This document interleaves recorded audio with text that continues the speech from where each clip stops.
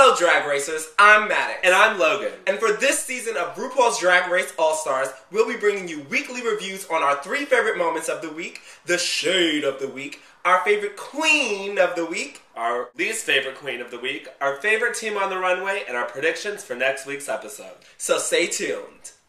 What do you want? What's the tea? You tell me what's the tea. What's the tea? You tell me what's the tea. Hey everybody, we're back together, Logan. 10 points, bam!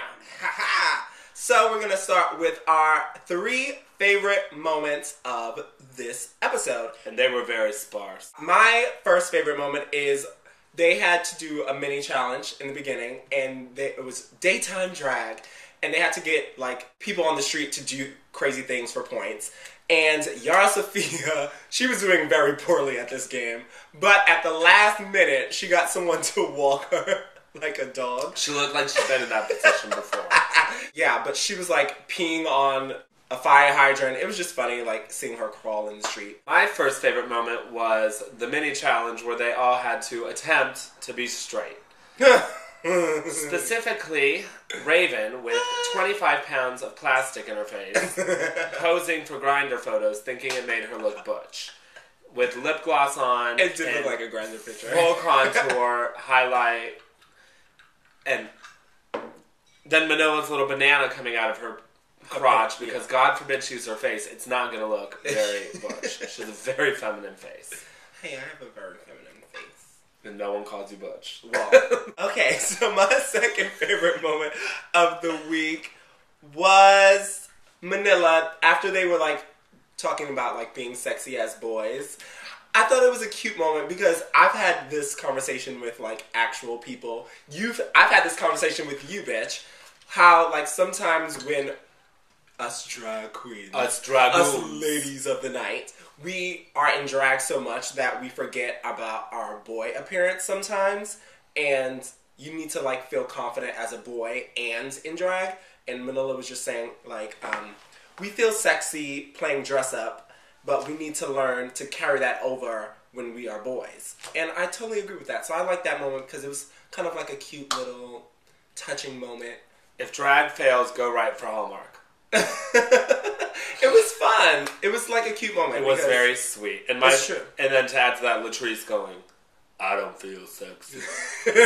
My second favorite moment was Jujubee during the main challenge when they're out on the streets and she sprays whipped cream into some guy's pants. This has 2 parts. First of all, what the hell was that man thinking? Because now he has to walk the streets Where with the hell whipped are cream. you going? So obviously you have no job because you're not going to work with whipped cream in your pants. 2, you don't have a girlfriend or a boyfriend because who's going to show up with whipped cream in their pants? And 3, you have no self-respect because you just let a drag queen on the streets of Hollywood put whipped cream in your pants. And then Jujubee decides to say, can I have $1? After you just put whipped cream in someone's pants. Did he give her the $1? Hell no.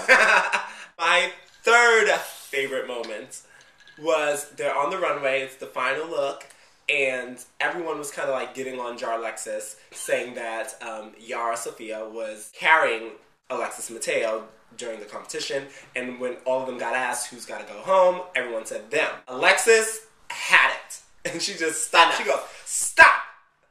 Me and Yara are here to send all you bitches home. I was like, oh, girl, she was not having it. She's like, you think just because we speak a different language, we are not good enough and all this other stuff. And yes, I'm a pageant queen, and this is a pageant. I was like, ooh, girl.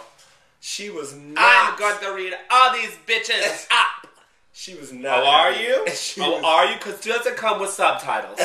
She was not having any moment of it. No, she was not. My third favorite moment of the week was every single person's face.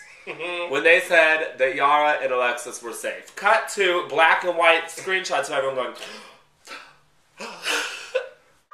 The sheer look of everyone's face was great, but the one that got me was Miss Manila, because those side eyes that come along with Manila's face... She throws shade like no other. Because some people, when they do side eyes, their entire face turns with it, like... Manila can look you dead on, keep a straight face, and then just go... And it is shady. I think they deserve to be safe because they were not the boogeriest ones yesterday. Boogeriest. I call them trick-or-treaters when they're boogers now. They're what we call trick-or-treaters. Anyway, our shade of the week was what you just said. My shade of the week was Manila to her partner, Latrilla, because during their mini challenge, Latrice was a hot damn mess. And so Manila goes, every time I need Latrice, she is face down in the trash. Because they're like props. Looking for sardines. And then she was eating the sardines. I was like, this fat bitch. Manila was like, she was hungry. She would need a lunch break. And during her 10-minute challenge. It's very tiring. My shade of the week would have to be when Chad Michaels calls Tatiana, who pops up on the video screen. Thank you. Thank you. Thank you. Thank you. Thank you. Thank you. No, thank you. When Chad goes, bar queen. Because I'm going to point something out, Chad Michaels. Before you were on RuPaul's Drag Race, you were a 40-year-old man dressing up as Cher in a what? Bar. And when you're not on RuPaul's Drag Race, you're touring what? A bar. So at the end of the day, queen, when your 6 weeks of TV are not happening, you are a bar queen. Oops. Also known as a tired bar queen. Next. Well, I wanted to do like an honorable mention of shade because Tatiana, first of all, for them to even have her as the person trying to read everyone, might as well have brought back it's already Rebecca shady. Glasscock. Yeah, but she threw some good shade at Alexis. She said, Alexis, you are always the first one to throw shade, but you need to go hide in it. Bloop! And Alexis did not have anything to say. Everyone else had something to say back to Tati. And then it cuts to Jujubee, and Jujubee goes, well, it's true.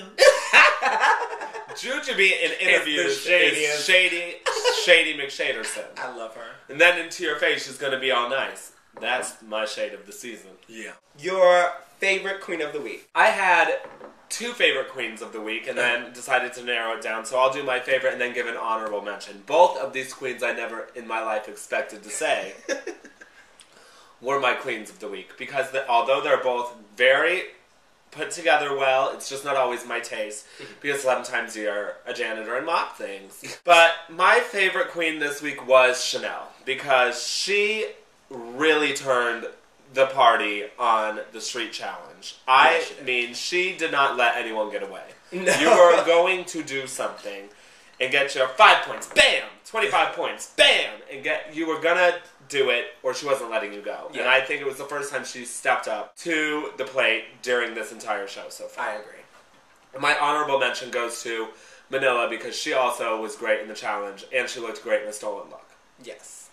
I said Manila was my favorite queen of the week because she did great in the challenge and she has been kind of carrying Latrice, which is a heavy load. But yes, I really liked Manila this week. She does have a great personality for TV. And what? She was just great. She looked great on the runway. She looked great on the street. Like, she was my favorite queen. She does have a good costume designer. Yeah. It might be her idea and everything, but the guy that makes it, or the girl that makes it impeccably, well. And she wears it well. Yes. She gets away with fun, campy drag, and it still looks pretty. Very high fashion. Yeah. My worst queen, sorry to say. Hey, we both have the same. Yeah. Latrice, what happened, girl? On your season of Drag Race, you were so good. You were the front runner, and then this time it's like you tripped over a stone and can't get back up. Girl, you were the cat's meow, and now you're the cat litter boss. You're the kitty litter. And I did not like her runway makeup. No. And she was like, it's divine, but like, no. Was it? It was not divine. I saw where it could have been, where it would have been. You can see divine in the makeup. You're black. Divine is white. But, yeah, and she didn't have to do the white under her brow like she did. Could have been many other things that could have made it better. And it didn't look good. Nothing looked good. I can't say one thing about that. The hair looked a rat's nest. Yeah. It was the chain just wanted to be where the chain wanted to be. It just wasn't good. Sorry about it. Sorry about it. My favorite team on the runway was Shad. Is that their name? Who cares? Yeah. They're both old. And both look great. I'm glad they were only on the runway for 1.5 seconds. They walked out. They finally did a cohesive It look. looked good together, except for that first look that Chad gave when they walked out and they stood in the center and Chad went with his shoulder like, what are you doing with that shoulder? She thinks she's sexy and she's not. You're not. You're a bar queen. They had the best outfits in my mind. They looked the best cohesively. Okay, my favorite team was Jar Alexis, and that's because Yara Sofia styled them both, and she made Alexis put it in contacts. But that thing on Yara's head was... I wanted to put clothes on it and spin it in a circle. Yara was my favorite because of that dress. That, like, banded, strappy dress that was cute. Was everything. And although Manila mocked a Raja look, she was good on the runway as well. Do we need to talk? Because she's a janitor girl. She likes to mop. I could go so many places, but I won't. Let's get Manila to get back in that look and give her 15 gold necklaces and stand her and Raja next to each other in Raja's finale winning look. And let's see who wore it better, because that on Fashion Police is called Bitch Stole My Look. And you're on the same damn show. And you are very creative. And you have a whole extra wardrobe. She even did the whole no brow thing, which I am really feeling right now. Ruger B and Latrilla were in the bottom two. Mm-hmm. Chad and Chanel, they won the whole shit and caboodle, which was shocking because they were in the bottom last week. So this you never know. When there's only four teams left, you're going to land. They need to bring up the teams at next episode or something, because it's too much. Sending two girls home at once is not nice. It was Asians against each other. Yes. Because it was Jujubee against Manila in the lip sync, and they did Janet Jackson's Nasty Boys. And I don't know. I felt like the lip sync was pretty even until Manila did like that ugly face. I'm sorry. It worked once. Yeah, like she is not a performer. First of all, I need to read for a quick second. Because during her season, she was called The Entertainer, and she's from New York, and prior to RuPaul's Drag Race, I had never seen her move an eyelash to the beat, let alone her feet. And I'm not throwing shade, because I like Manila. I mean, she's never been mean to me personally, so I have nothing bad to say about her. But to be called The Entertainer and no one in your town had ever seen you perform prior to you being on a show is blasphemy to me. I feel like she performs every number the same exact way, and you can't do that because every song has like a different meaning and feeling and whatever. So that was just my thing. Jujubee was lip syncing for her life.